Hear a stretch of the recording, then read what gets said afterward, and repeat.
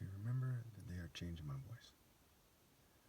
Now, I can easily prove that my best friend growing up, his name was Az, and my uncle who passed away, his name was Chike.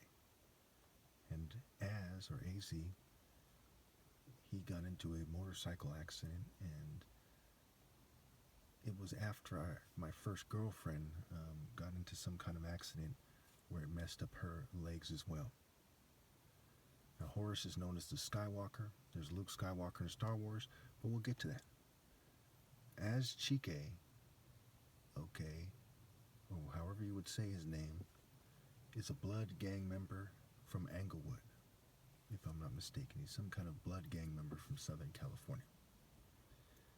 And this is key here, because a lot of things in the news point to me, like the item that this video is about, that was in the news on Law and Crime, where it said that a man strangled his brother, his little 3-year-old brother, and this person looks like an evil version of me or something, and they said that he told law enforcement that he did it to prove that he's not God, that he did it for the greater good.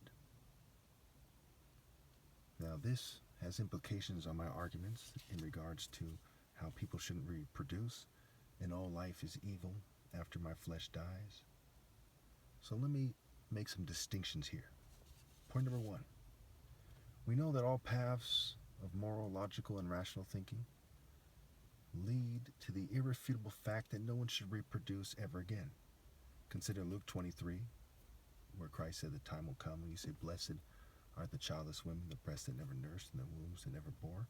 In Isaiah 57, it says the righteous are taken away to be spared from evil.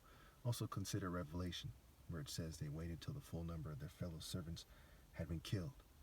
And they didn't love their life so much as to shrink from death. In Hebrews, it says you have not yet resisted the point of shedding your blood. Okay. Christ saying, "Pick up your cross and follow me." Matthew 26:35, but Peter declared, "Even if I have to die with you, I will never disown you." And all the other disciples said the same. How much more the reproduction argument? They shouldn't reproduce. It's easier to not reproduce, or for a female to get her tubes tied, than for someone to carry their cross and die. Point number 2. I have never ordered anyone to kill the flesh of a relatively innocent child, ever, much less by strangling. Point number 3. It is logical to know that when the King of Kings is denied a suitable helper and a planet where it is logical to reproduce, life itself is an ill-gotten gain for others. Point number 4. I am the idea that Christ returning is superimposed on, as he is superimposed on the top martial arts ever possible. It's a long story why that is. If you want to look it up, write these scriptures down. 1 Samuel 17, Revelation 19, Revelation 22, right, the root and offspring of David, the bright morning star. Revelation 17 connects to Revelation 19, and it's about David versus Goliath. Look for the part about the birds. It overkills my part. My point. Psalm 18, God trains the king's hands for battle. Psalm 19, the bridegroom, the champion. This is symbolized by the sun. Psalm 89, the Lord anointed a warrior. 2 Samuel 5, David, because he led them on their spiritual military campaigns, was suited to be king, not Saul. Exodus 15:3, the Lord is a warrior, the Lord is his name. Isaiah 30 talks about martial arts strikes. It compares it to God's wrath, God's punishments. Proverbs 34 overkills my point when connected to Isaiah 59 and Isaiah 30. Isaiah 42:13, the Lord marches out like a champion, like a warrior, etc. See, I am not God, but the idea that Christ returning is superimposed on as the top martial arts ever possible when we consider tech breeding and ill-gotten gains, it overkills that I'm right. Point number 5. The person making a mocker face around the time of my birthday, mind you, who resembles me, with details that point to it being directed at me, did a crime against God and his family. He was supposed to rally to me and bring his family to me, including his 3-year-old brother, not to kill him. But this begs an interesting question, If somebody is a child after my flesh dies, I don't want someone to kill him, and I don't want them to kill themselves, okay, when they're young. but they need to consider exactly how they're going to live their lives, and they shouldn't reproduce no matter what.